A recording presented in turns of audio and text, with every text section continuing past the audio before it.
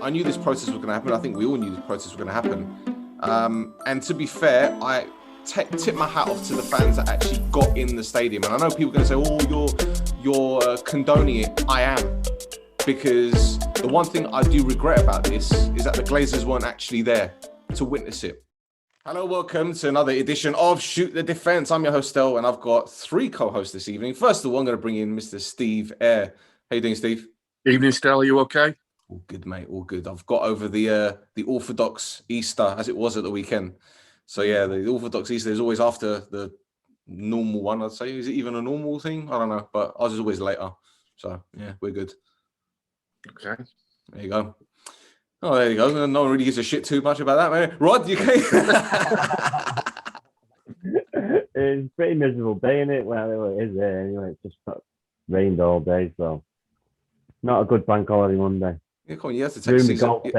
You have to take Caesar for a walk, though, man. Come on, you can't not take the dog for a walk. That's standard. That it'd be driving me mad otherwise. Is he in there now? No, he's downstairs.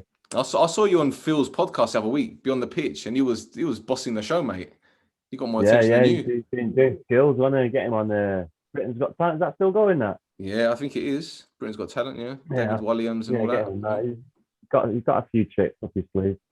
There you go. Yeah, wonderful. All right. Well, we've got a guest on our podcast. It's a debutant. She is an FPL connoisseur, I guess. Amy, is that right? I think that's generous. I'm average. How's your season going so far? Okay. I think I started strong, progressively getting worse. Right. But yeah. I think that's the case for most of us, to be honest. We start off and then we kind of forget to change our team, and the next minute, you're on like 5 points. Yeah. No points this week really to speak of, but that's nothing to do with me. Oh, dear. All right, well, let's talk about the Premier League action this weekend. Quite a few games to mention. Steve, City 2-0 victory at Crystal Palace. I don't think it would be fair to say it was a second string City team, because any of those City players could get into most Premier League teams, to be fair, but it was a dominant display. All right, people could argue that Palace got the deck chairs out, although I think about 15 of their players are out of contract in the summer, so you're kind of thinking, where's the fight? But City were in control from the off, weren't they, mate? Yeah, they were in control. There wasn't much penetration until the hour mark, and we were waiting and hoping that Sergio Aguero would get a moment. Had a couple of half chances in the first half that just didn't fall right for him, and they did look in second gear, really. But I think probably a reset at half-time, and obviously I think it was 2 goals in 84 seconds or something, just changed the whole afternoon and the complex, and City could have obviously gone on and scored more. And you're right when you say it's not exactly a second string, but it's not a team that plays together often. It's world-class players still, but they're thrown together. I can't imagine they've trained too much in terms of shapes and patterns on the training ground to prepare for it. They're getting back from all over Europe, all over the country to play, and these lads are just getting on with it, and they know what good looks like and feels like, and they know how to win, and that's what they did. And tell me about Sergio Aguero's goal, mate, because when you see it, you're thinking, he makes it look easy, doesn't he? He has a difficult technique to bring the ball down like that, wasn't it? Yeah. Noticeably, he wasn't in and around the back post, darting in for a one-touch tap in. He was very much holding out, so it was like I'm not sure if it was a square pass or slightly pulled back, but it's not a position that he would have taken in his prime, because he'd have been darting right towards the goalkeeper for a slide-in.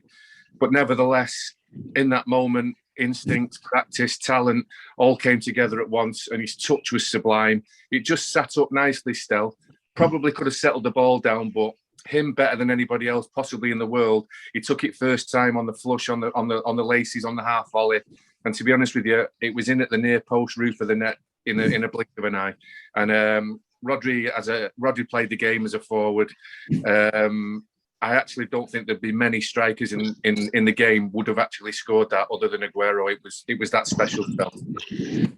Right foot control, left foot, back of the net. It's that simple for him. That simple. It was brilliant, yeah. Rod, can you talk to me about Raheem Sterling? Because I stupidly went on social media after the game and saw so many people talking about his form. And then I was listening to Radio 5 Live and people calling up talking about Raheem Sterling not having a good season. I'm thinking, Jesus Christ, this kid, right? Because to me, he's a kid. I'm about 15 years older than him, I think. He's been absolutely sensational since joining City, from a massive fee from Liverpool. He's carried them a lot of the time. So is he not entitled to have a few bad games in a season? Yeah, but when you set a standard like Raheem Sterling, you need to be going that way and not that way. And he seems to have stagnated a bit. And yes, the team has carried him a bit this season, and he's not really played a lot, to be honest. There's not as much as Raheem Sterling you'd expect him to play. So, it's a tough school these days, especially with social media and all this crap. And imagine if he weren't winning the league, what stick he'd be getting. So, you've got to give him a little bit of a leeway because they still won the league and they've won it at canter really. So, and they're in the Champions League final, probably.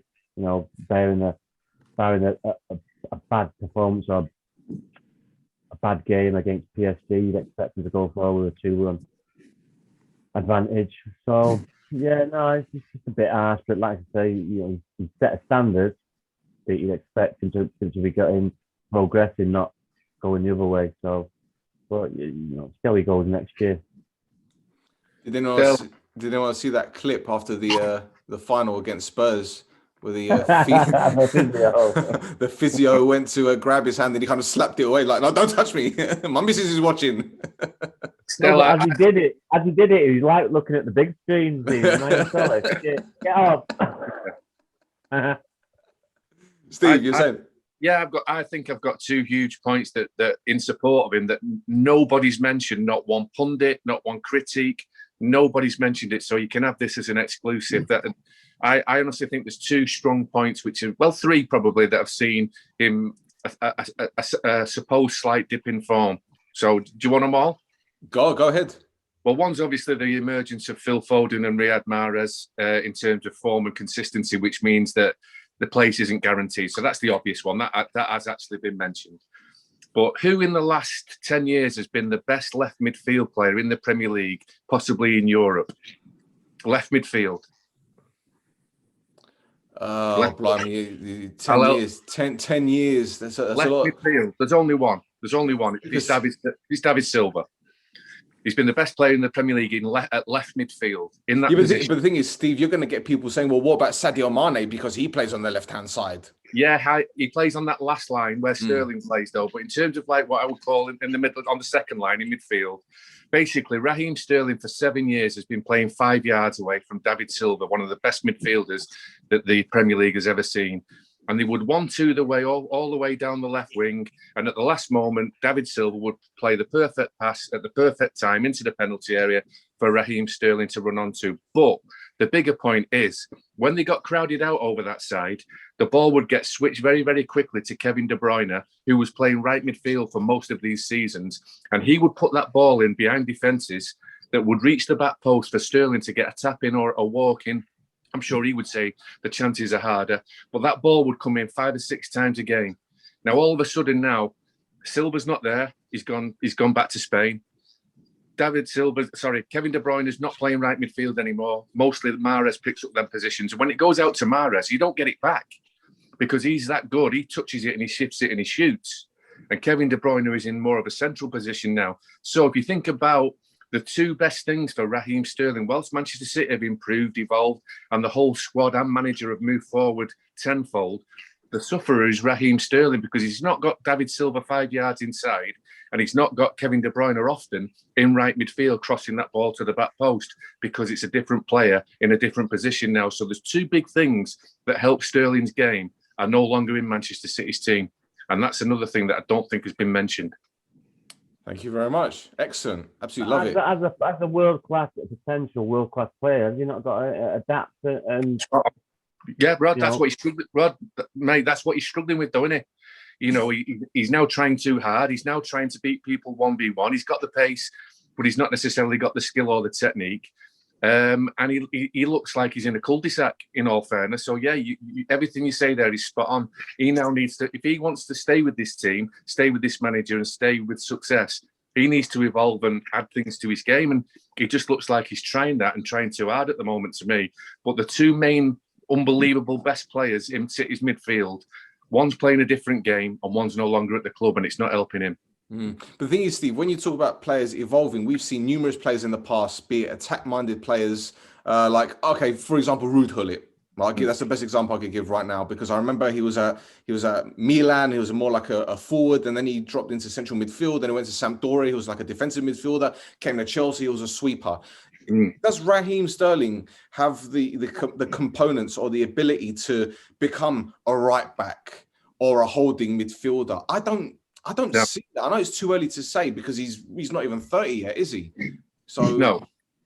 There was people like Antonio Valencia who went from a midfielder to a right back to extend his career and get more success from it. But no, Raheem Sterling is right across the front line. But all of a sudden now, City's best player and in England's certain starter, he's probably neither at the moment now. And I think Rhodri just was alluding to it. He's got to try and work it out with the help of his teammates and his manager. But he now needs to add more to the game. If he does, he'll be a hell of a player. Absolutely. Amy, talk to us about City. I think they're going to go on to win the Champions League. It pains me to say it, being a United fan. But what do you make of them this season especially? Yeah, I think we've had a bit of a weird year, and just kind of touching back on Sterling, I think he is the kind of classic, really selfish player, and I think that's probably what he's struggling with. And I don't necessarily, it sounds more negative than it means to, but I think, you mentioned David Silva, he was like the classic, not selfish player. But like you said, he'll put the ball in front of him, he'll just finish it off. Whereas Sterling, I think, misses out on a lot of opportunities for assists because he won't give that ball up. He'll take the shot, he'll miss. And I think at the minute, City as a whole have quite a lot of players like that, and I just don't think they're gelling the way they had done 3 years ago, even 2 or 3 years ago. Having said that, in international competitions, you can't argue that City don't have a full squad where they can play two completely separate teams and they can do the job. I've got no doubt in them in that sense. Who knows on the Pep roulette who's going to start. Some combos were better than others, but they nearly always do well. And I think I agree. I think they probably will. They will win, sorry. Yeah, I mean, actually, I mentioned I should kind of hone in on Phil Foden because, my goodness, what a player he is. And he's so young, and it's so depressing how young he is. But, yeah, I think either Sterling adapts or he already is going to be pushed out of the way. Great player, but too selfish. Wow. There you go. See, shots being fired already. Love it. Straight away. All right. Okay, let's move on to Brighton and Leeds United. Wow. 2-0 to Brighton. It's almost as if Graham Potter's got Bielsa's number, Steve, isn't it? And Danny Welbeck, what a finish. What an absolute finish. Mate, Brighton were all over him. This is a Leeds United team that their fans are saying, oh, well, we beat City with 10 men. Well, you went to the Amex and got absolutely dealt with, mate. Yeah, well, it's the unpredictability of Leeds that have made them fascinating this year. We've described them on your podcast as hit, miss, or maybe, and that's what they're proving to be. That type of person or that type of outfit normally end up in a middle order somewhere, which is also what we expect. Bamford, it appears if he doesn't score and give his team the lead, he's likely to not play 90 minutes, so his tally's come down. And I always think Danny Welbeck's brilliant.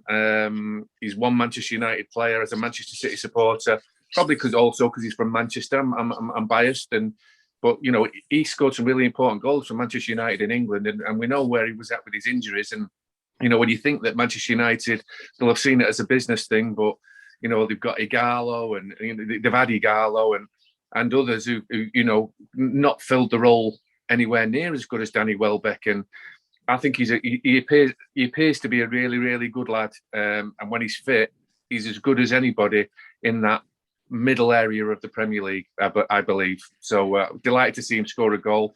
Type of thing you practice in the gym when you're a kid, up against the wall, and then it's all right. You know, you can do 100 Cruyff turns, but eventually you throw it up in the air and do it. But to do it in a game and fool and fox two defenders and then shoot with your weaker foot across the keeper to score, absolutely brilliant goal. Rod, Brighton are now on 37 points, which if I look at the table right now, they're 10 points clear of Fulham. I think they're safe, aren't they? They're not going to go down. I can't see that happening anyway. No, I think even Newcastle and Burnley, are struggling tonight. They're getting beat of West Ham at home, but still a long way to go. But yeah, it's a great result for them. 2-0. It's a good win. You know, like you say, it was well convincing. They actually battered them. So no, they're safe, and I think 9 points. 9 points is a big ask, but there's 4 games left. We've got to win. We've got to win all 4 games. That's not going to happen. So Newcastle and Burnley and Brighton are all probably safe now. There we go. And speaking of Newcastle, Amy, 2-0 loss against Arsenal. Steve Bruce was quick to congratulate Arsenal and praise them for their performance. I know a lot of Newcastle fans are highly critical of Steve Bruce and the guy upstairs, but we're not going to mention him just yet. I don't think it was a great performance. I think Arsenal got lucky with the first goal, though, in all fairness, because had Aubameyang not completely hit an air shot, it wouldn't cannoned off his foot and go straight to El Neni. But all in all, I don't think you're pleased with the performance. I don't think you're pleased with the result. But given that Fulham lost, how many points is it now? 9? Is it 9? Yeah, 9 clear.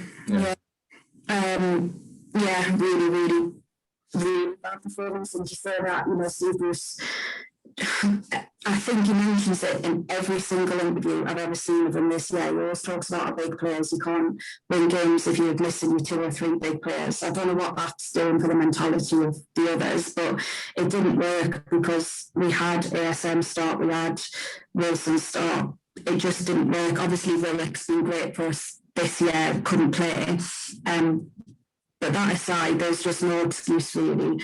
Because Aubameyang, and the second goal and everything, great, but he's only just come back from being really quite poorly. I don't know. I felt like the game was set up where that was Newcastle's to win, and I don't know whether it was a bit of complacency or what was going on, but Arsenal should have had the mentality issues, and we shouldn't have really with the team that we started with. Just awful performance, and there's not really an explanation for it. I can't work out why it happened. Not to take away any credit from Arsenal because they played well, the goals were good,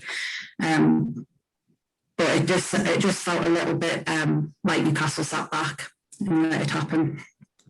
The thing is, you played so much better at Anfield. I know Liverpool's game is much more different to Arsenal's. They play higher up the field. They got mistakes in them defensively. I'm not saying that Arsenal don't, but given Liverpool's history this season, Anfield isn't a great place for them to be at this moment in time. So why do you think there was such a massive difference between the performance at Anfield than the performance at St James's Park against Arsenal? We always do it the hard way. It's like the big games, we seem to come away and get a point, even win sometimes, and it's the easier ones we seem to really fumble on, and I just don't know why. There wasn't really any excuse for it, because maybe it was because at Anfield we really needed to get something out of that game, and now it's like it would be nice but probably not as essential. But that's the only thing. There's no excuse for it unless you're really coming down to like individual players, super subs, will it being one of them, but that should be minor. That shouldn't have affected a 90-minute game.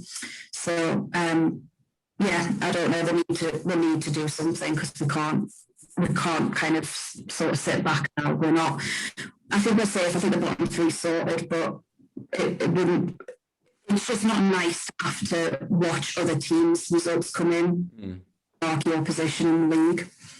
Do you know, we had Eric Neal on the beginning of the season from the Two Rash Challenges podcast, and he's a Newcastle fan from the United States, and we're asking him, what do you expect from this Newcastle squad and from this manager? Because at that moment in time, I think Newcastle were 11th, 12th in the table, and you're thinking, well, that's probably the best that they can be given the current circumstances. So I'll ask the same question to you, Like when you look at the players, okay, you got Dubravka, who's a fantastic goalkeeper.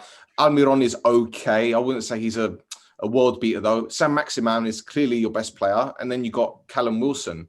John Joe Shelby, yeah, you can say he's a decent player, but then when you look at the rest of the squad, where do you expect to be?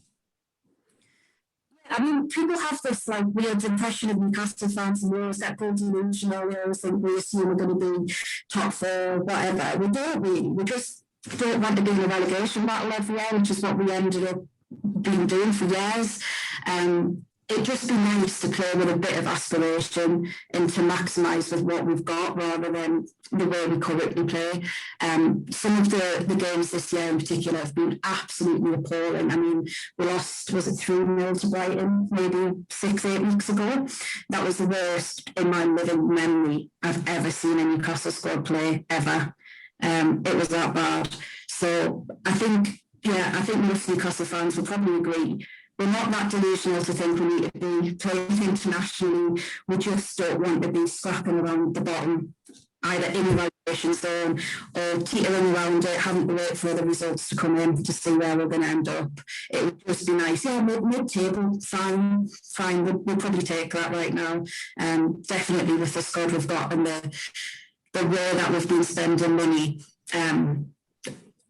Linton in particular springs to mind and kind of missed opportunities of buying for that kind of money.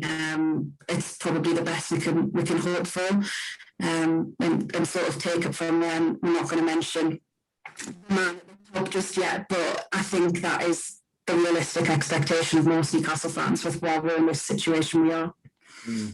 That's a fair point. And, Rod, we've spoken on numerous occasions about Mike Ashley and how he manages the club. I was listening to a podcast a few weeks ago. I think what was it called?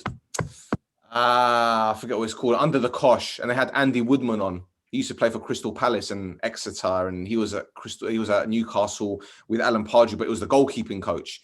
And he was saying that they offered him the 6-year contract before they offered it to Alan Pardew, because he was just such a nice guy and got on with everyone at the club. Now, if you got someone running the club like Mike Ashley and giving contracts to goalkeeping coaches before the head coach, bit weird, isn't it? Yeah, I actually seen that. I actually watched it. Yeah, it was. He was like worried to tell him because he didn't know how the manager would take it. Yeah. Because he'd been offered a 6-year deal. Pardew said to him, "Wait until they offer it to me," or something like that, wasn't it? Stel, was it the fact that Andy Woodman's son was the best 16-year-old goalkeeper in the country? Were they not trying to get the family on side? Pass. I don't know. But he did say that his son wasn't at Newcastle, and they kept it quiet. Well, he's not. He was one of the best. He was one of the best schoolboy and youth goalkeepers in the country that was coveted by every single top club. And there's certain ways of looking after families to make sure your son ties down at that club, and can't rule out that didn't have a part to play in it. No, I don't think that happens at big clubs, does it? Do shenanigans like that happen? No. I refuse to believe it. Well, look after the parents. You've got a chance of being looked after at with the boy. Very true. Very true. So, Rod, I'm going to retract my question. Hey, that's not a fact. That's not mine. Was opinion. Fact. Fair enough. Well, look. Okay, fair enough then. So, Rod, again with Newcastle United, again bad result at the weekend. They're safe. I wouldn't say, okay, it's not guaranteed that they're safe, but you can pretty much say that they're safe. So what happens next season then? Does Steve Bruce stay in the job? Do they spend money? Does Mike Ashley turn around and say, oh, well, you know what? There are 6 teams that want to break away from the Premier League. There might be a chance for us to actually do something, but wait, it's not going to happen now. Yeah, with this pandemic going on and probably knowing Mike Ashley, well, not knowing him personally, but kind of knowing the way he operates, he's got thick skin, this guy. So he's going to probably stick with Steve Bruce. He's not a fan's favourite, but he's probably Mike Ashley wants him to keep him up, and he's done that. So yeah, he's probably will keep Steve Bruce, and then see how it goes next year with the fans in, and if he has a bad start, then they're probably the right to be on the wall. But they'll probably keep him for the start of the season and then see how it goes from there. Steve, I've got a friend who claims he did security at Mike Ashley's house many years ago, and Mike Ashley built a basement nightclub for his son. And what kind of music do you think they played there? No Rick Astley, no. Bit stereotypical there, eh, Steve? Sorry, Amy. So inside, it's not the first time I've heard those jokes. A little bit, maybe a bit of PJ and Duncan or something. I don't know, Stel. Oh, no, that's below the belt. I wouldn't wish that on my worst enemy. Right, let's move on then. What other game shall we talk about? Well, there was supposed to be a game at Old Trafford that we're going to discuss later, which obviously didn't occur. But Spurs absolutely battered Sheffield United, Amy. Another club with managerial issues per se. Good victory, great hat-trick for Gareth Bale, but can you see him being at Spurs next season? I know he's only there on loan. Yeah, I think so. I think so. Such a good game to watch.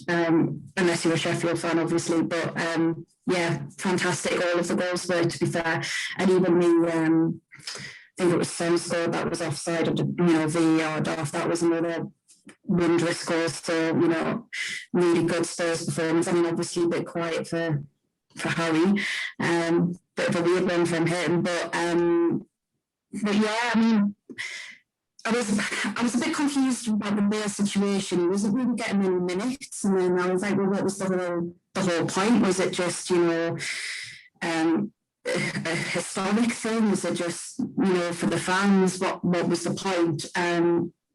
But yeah, I mean now, and from an FPL side, he's in a lot of teams. A lot of people really rate him at Spurs. He's doing great, and I'd like to see him next year. So maybe it's a bit of my bias coming into it, but yeah, I'd like to think he will stick around. Excellent. And Rod, Dele Alli finally got a kick, didn't he? He was all right. Do you think he's got a future at Spurs? Yeah, I think so. It's a fresh slate now. Jose's gone. If you listen to Ryan Mason, he's obviously had a good week in training, and he stuck him in. So he wasn't going to get that with Jose if he had a good training session or not, by the sounds of it. So, Stel, Daniel Levy's a businessman. We're going to give him away. He's going to try and get him back to his best so he can get the best money possible for him. So, I don't see him going anywhere. I just see him staying at Spurs and see who they bring in. Someone who bring in might not fancy me either, but I'm pretty sure, 2-3 years ago, Dele Alli was getting talked to Real Madrid and stuff. So it was a bit over the top then, because he's still got a long way to go, but he can still get back to that and playing well for England as well. So I think it might be a bit too late for the Euros for him, but no, he's a good player, and obviously if you give him games, you can't expect too much from him, from coming in and not playing for so long. Last time he scored was March in 2020, so you can't expect too much from him. He needs games, and Ryan Mason obviously fancies him and likes him. He wouldn't have played him. Yeah, true. Well, Steve, I need to bring up two players because this hit me this morning. Eric Dyer, who we've spoken about at great length in the past, and then Ndombele, another player who we've spoken about at great length. Now, you got Eric Dyer, who Pochettino played regularly, Mourinho played regularly. Now Ryan Mason is playing him quite regularly. Then you got Ndombele, who Pochettino signed for 50-odd million quid, hardly played him. Mourinho hardly played him, couldn't get a tune out of him. And now the same for Ryan Mason. So you got Spurs fans on the one hand saying, well, why is Eric Dyer still playing? And then you got Spurs on the other hand saying, well, why isn't Ndombele playing? So three managers see similar things about the two players. Am I wrong here for assuming that? No, and I think you can throw Gareth Southgate in for Eric Dyer as well. Very good. At the last tournament, he was taking penalties and playing games and body on the line stuff. So you know, there are those certain players. Jordan Henderson was another that were split opinion, but you know, managers and coaches always seem to pick him. I think you've got to put your trust into these guys that have played the game, gone and done the coaching qualifications, have a good idea, you know, what a good player is. They don't always get it right, but I think mostly they do. And obviously, you need a team that you can't have everybody being the same type of player. And I think supporters still like to be thrilled. I think they like to think that they're getting value for what the club paid for them and what they paid to watch them play. But that's not always the case. But in terms of like a job fit for a manager, you know, there are just certain players that go into teams. I mean, sorry to digress, but who could ever imagine that Phil Jones would survive 14 transfer windows? Who would ever believe that to be the case? Who decided that he was to get a new contract and to not play within the last 12 months? But, you know, what goes on in a football club, I think largely you've got to trust. And, you know, fans possibly think, you know, they know better, but I think they just want the juices flowing by these types of characters. But you can't have 11 like that in your team. And reliability is a key thing for a coach, and certainly a young coach at the moment. And he's a solid stock, Eric Dyer, and I don't really see much in Ndombele. You know, I don't see it. But what do you want when you've got Harry Kane, Son, Gareth Bale, and Dele Alli in front of you? You don't want anybody, you know, flash. You don't want anybody. You know, you've got them at the top end of the pitch who are going to win the game for you. And obviously, last night they did quite comfortably. So, what are they expecting? What are they expecting from these players? Sorry to cut in there, Steve, but the thing is, what you're going to get is Spurs fans saying, well, Ndombele isn't that attacking midfielder. He's like the number 8 where he'll sit in the middle of the park. So you got Højbjerg doing the dirty work, and then you got Ndombele, then maybe someone like Dele Alli sitting in front of him. But then they'll say, well, Harry Winks is playing in front of him. Well, there's got to be a reason why. Stel, who's saying this though? Is it Terry from the Builders site who's got a touch like Harold Shipman? Where's the credentials for these people? These just fans. What do they know? These people are professional footballers. Like, hey, listen, these are saying there's a player who played the game and who have obviously seen what he does in training day in, day out. And then you've got old Terry saying, oh, he's crap, can't do this, can't do that. What does he know? Yeah, but Terry from the building site has studied hours of YouTube clips of Ndombele nutmegging players in second division French teams. Yeah, but Ndombele has been there for how long? He still can't last 90 minutes. Well, this is I'm just footballer, and he every time 60 minutes, 70 minutes off he comes. No, what's that about? And he's cost how much? 55 million, 60-hour push. Well, there's your problem right there. Why is he not playing 90 minutes? You looked up for how many times he's played 90 minutes. I expect you could count on one hand, and he's been there how long? 2 years. About that, yeah. About that. Yeah. So, okay. All right. Fair enough. Central midfielder. That you've got to run about for a long time. All right, wonderful. All right, let's move on very quickly. Amy, not the best game here. Southampton won, Leicester City won, but this is quite interesting because when Leicester played Southampton last time at St Mary's, in the first 10 minutes, Leicester were a goal up. Well, on Friday, Southampton were a man down, but it's still 0-0. But there you go. James Ward-Prowse scored a penalty. And then Johnny Evans equalised for Leicester City. But Vestergaard's challenge on Jamie Vardy, did you happen to see that? Yes, I did. Bit naughty that, wasn't it? It was, yeah. It was just generally a bit of a strange weekend, I think, for some challenges and some decisions made. But yeah, I mean, the actual game on Friday night, I don't know what it is. I don't know if it's the curse of Friday night. Teams just don't seem to show up on what's called the early fixture when results don't come out the way you think they're going to. But yeah, bad challenge, probably wrong decision. Rod, we've seen that kind of challenge thousands of times, but obviously without VAR, the players have got away with it. But that was a dangerous one, wasn't it? I know Vestergaard probably took his eye off the ball, probably didn't anticipate Jamie Vardy, but that was a terrible one, wasn't it? Yeah, it's a dangerous one, you know, it's the pace that Vardy's got, and yeah, this is why VAR's been brought in, for stuff like this, you know, not for the crap that we've been seeing, for the stuff like this that potentially can put someone out of of doing work for a long time. So yeah, this is why it's cut out. He's obviously not meant it, but it's clumsy. You need to eradicate it from the game, and that's why VAR's there. So. Okay. And Steve, is history about to repeat itself for Leicester City? It looks like it's that time of the season again where the downward slope or the downward spiral is beginning. A draw, they're 2 points ahead of Chelsea in fourth place. West Ham, who I think are winning at the moment, are five behind them. So yeah, 4 games to go. Yeah, I think they've got a double game week. I think the next 7 days, next time we speak, Stel, I think it'll be a hell of a lot clearer. I'm not expecting Jamie Vardy to go to the end of the season on a drought. I'm expecting him to kick back in. We've discussed before, he seems to be getting further wider away from goal, which has helped Iniacho because he's getting the chances. But obviously, Vardy likes that pace in the channel. I don't know whether he's lost a yard with that recent injury. Even if he has lost a yard, he'll still be rapid, but possibly not what he was. I think Leicester City, especially with the Europe campaign they've had this year, they're bound to be tiring. They've not really gone course and distance. Nearly did it last year, and I'm expecting them, as I did do 6 weeks ago. I said it then, and I'm going to say it now. I'm expecting them to be a win-lose-draw team till the end of the season and find themselves out of the top 4 still. I agree with you, mate. I agree.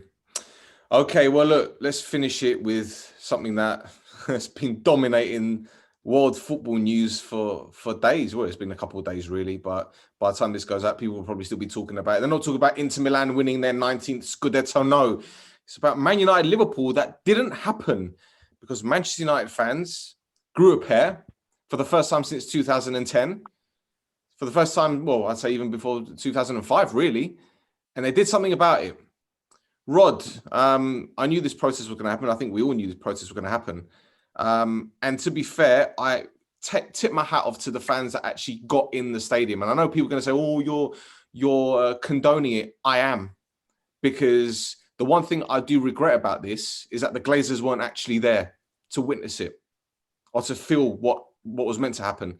Because you know me, Rod, coming from a Cypriot background, we've seen in the Cypriot league, as I told you in the past, when there have been bent referees, they put bombs in their cars, right? They've done it in Cyprus. Out here, okay, the mentality is much different. It's far less barbaric. But I think enough's enough for this club. Talk to me. What's going on? No, yeah, you're right. It's, over the years... Are you eating Nutella? No. Over the years, they've... like you say, with like Stel touched on there, bringing people in and then letting people like Welbeck go, even Darren Fletcher, players that come through the system and were better players than what we had at the club or what you're bringing in or what we're getting rid of. So yeah, it's just, and the Super League's obviously just tipping edge. I totally agree with you. People were going to get in no matter what. The stewards, security, there are people that are fans as well. Who would have communicated with someone outside the ground and they would have got in no matter what. Anyway, you see stores getting kicked in, but it doesn't really matter. They got in other ways as well. You've seen that you haven't seen on the media, not security letting them in, people letting them in. We've seen it. So yeah, it was rightly so, and it's not going to stop. It's not going to stop till they're gone. They took a debt of 500 million. They've raped over £1 billion, and the debt is more than what it was when they took over. So, yeah, it's time for them to go. If you look at them, they look like a lot of hillbillies, so they shouldn't even be in our country anyway. It's just a joke. They actually they don't give a shit about the club. They don't one bit. So, like I said, they've raped over $1 billion, probably $1.5 billion, and saying 2 billion, aren't they? Close to even $2 billion, Close and it's $500,000. When they started in 2005, this is why we've probably gone over the top more than Chelsea, Liverpool, Arsenal to a certain extent, Tottenham, because we've been through this before and we just had enough. And yeah, it's not going to stop, and it's just going to carry on until we sell the club. And I just hope it doesn't affect Ollie and the team, which is going to be difficult, but because it's not going to stop. It's going to happen at every home game. You're going to get a couple of idiots, like you're going to get a couple of snide police officers giving digs out. So you're going to get that, unfortunately. But the message was clearly sent, and it's not going to go away.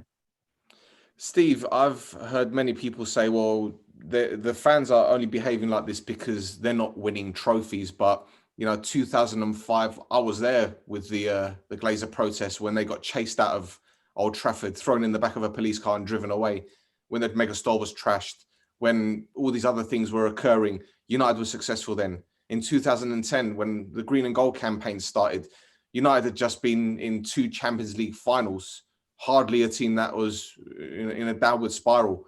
And obviously now, as Rod said, the tipping point being the Super League, being all these dividends being paid out, all these snidey little things that the Glazers are doing, selling shares that are non-votable shares that don't have any rights to make money off the club.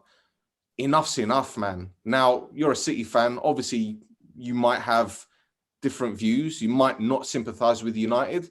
But I think as a Mancunian, seeing that the way the club is run and seeing that the way that supporters feel at the moment, since they felt since 2005, I think you might sympathise a little bit. Am I right? Yeah, that's right. I do. But I mean, obviously, and going another thing mentioned, there were people disgruntled and they sorted out their own breakaway football club in FC United, who Rhodri played for with distinction. So he's felt the movement. And people have mobilised to get their point across. I worry that if this is the way forward, though, we're going to be in for some years and years of people when it doesn't go right for them. Let's have a riot. This is going to take some policing now, not just from the police. From ourselves, really, from the human race, because. If people see this as noisy, gets yourself noticed, gets your point across, and actually wins, then people will be writing about everything. So that's a worry. But from a footballing point of view, again, you follow football all over the world, less so myself. There's an integrity here. I was interested with what Alan Shearer said last night, that Manchester United have actually still spent more than anybody else in world football, other than Manchester City, on investment in the team, and like multi-million pounds ahead of like Barcelona and Real Madrid. That was picked up on Match of the Day last night, but not as much as City.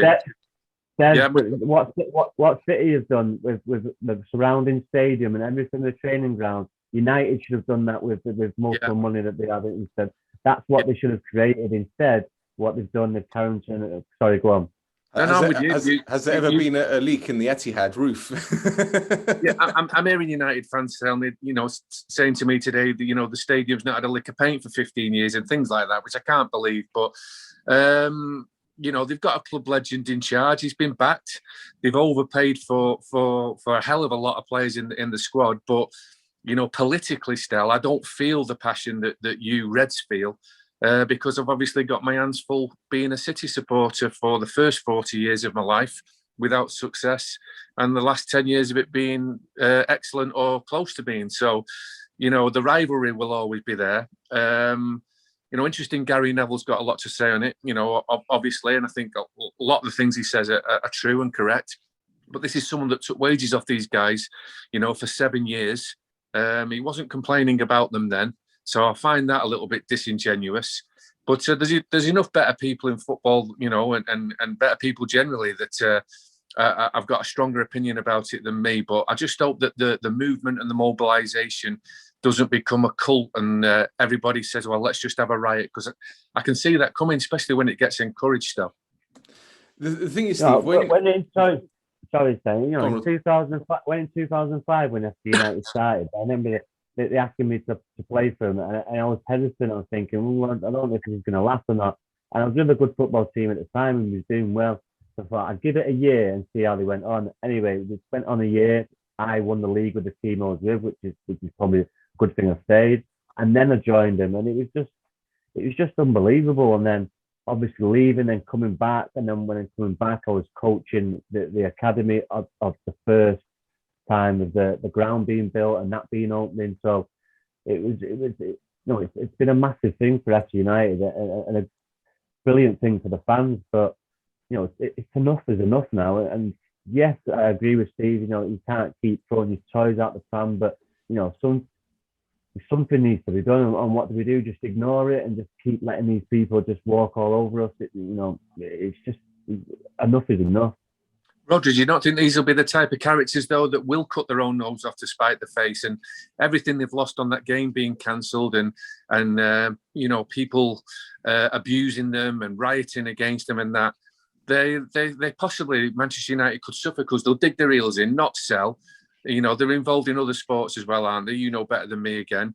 And they'll just get the money back that they've lost by not giving it the manager and the team, and not investing as they should. And what as businessmen, what they've lost yesterday and more, they'll not give it anywhere else. And I don't see them budging. I don't see it. But this is the worry when you've got billionaires in the ivory towers and you can't really get to touch them. So.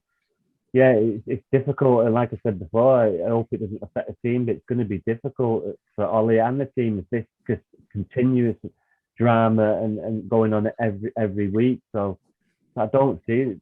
I don't see him selling straight away. I don't see him selling at all. But it's going to be difficult. I just don't know the answer. But you've got to do something. The thing is, they will only sell when it starts hitting them in the pocket. Yeah. Right. That's the only way they will sell. Okay. And I said this years ago that fans should stop going to games. And let's just say people decided to stop going to Man United games. That will hurt them.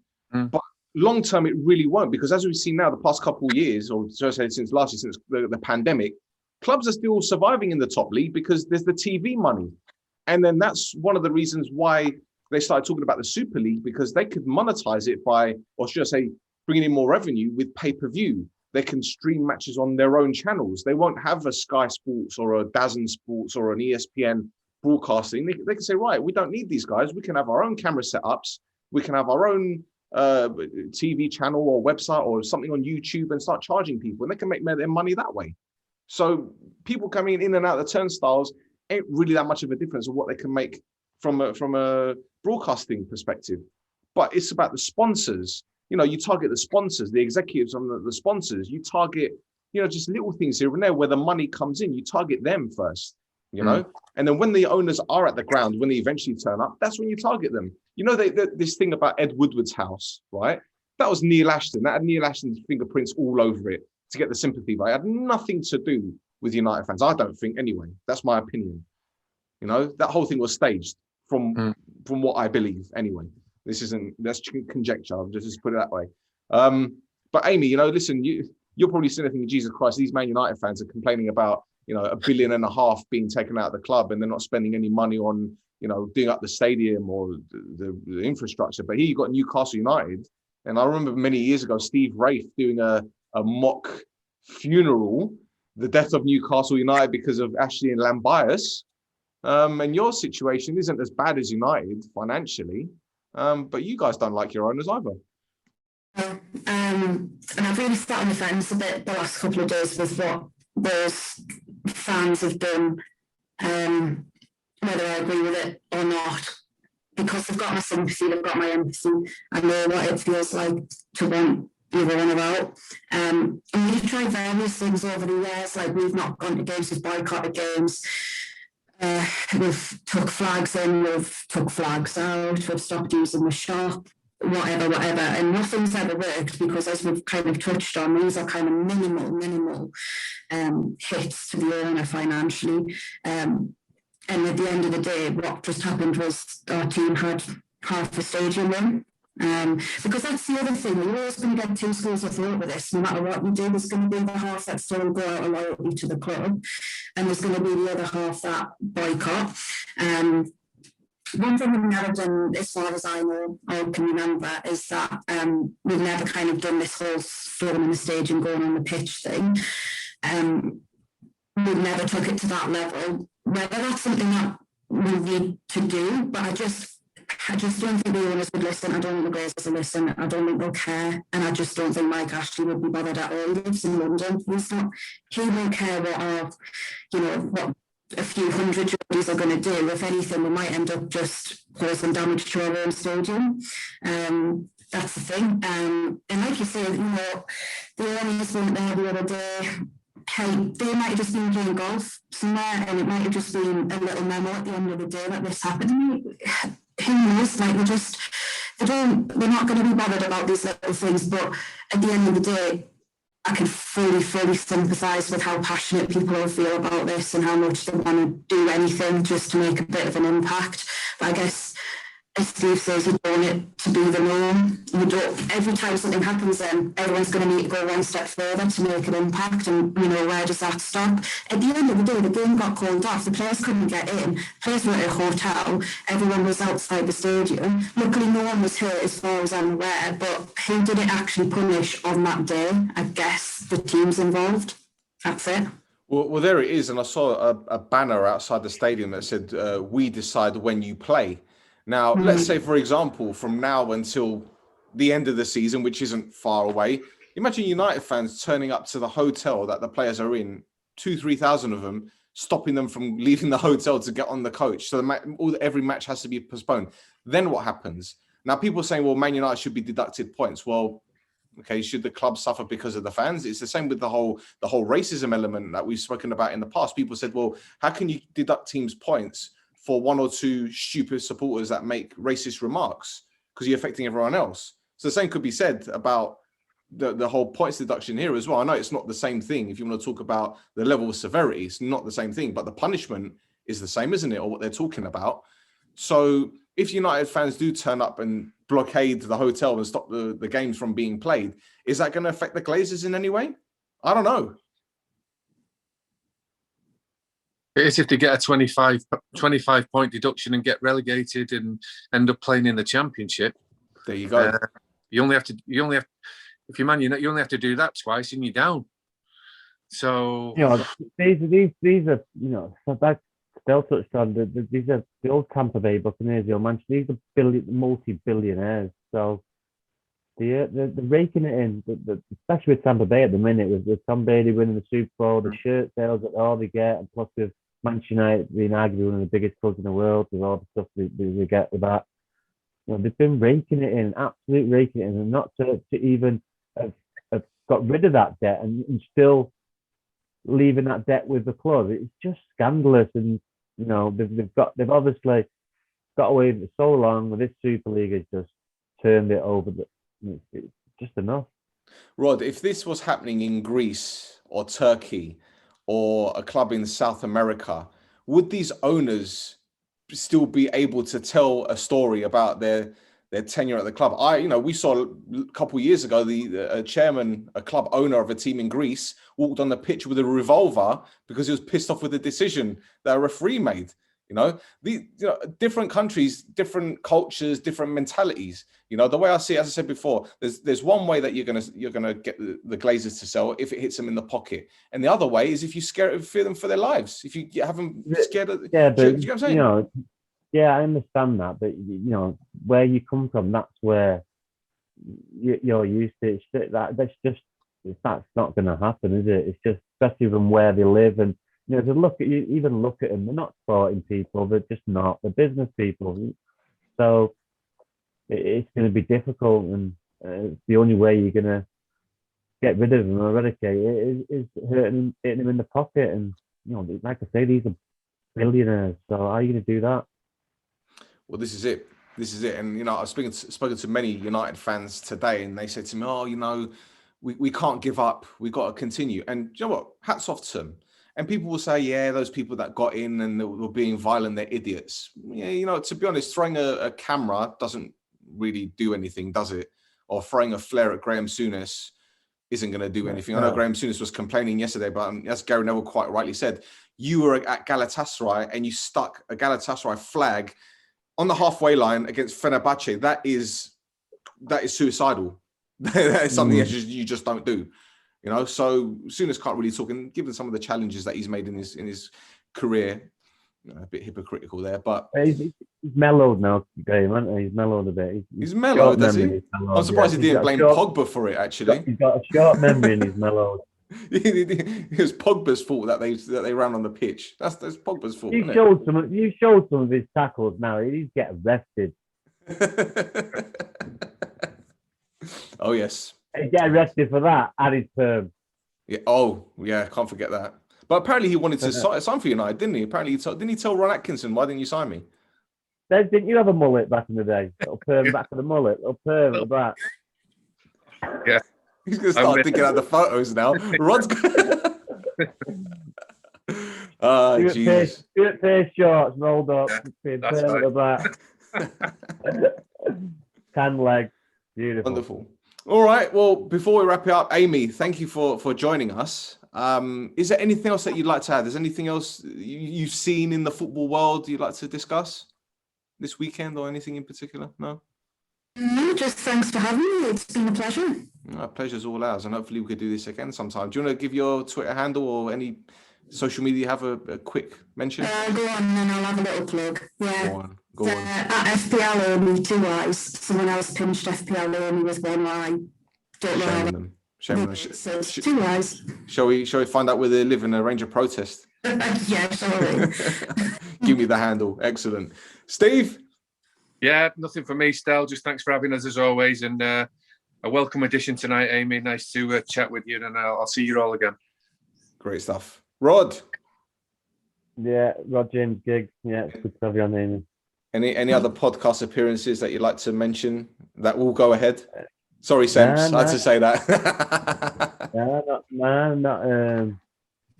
No.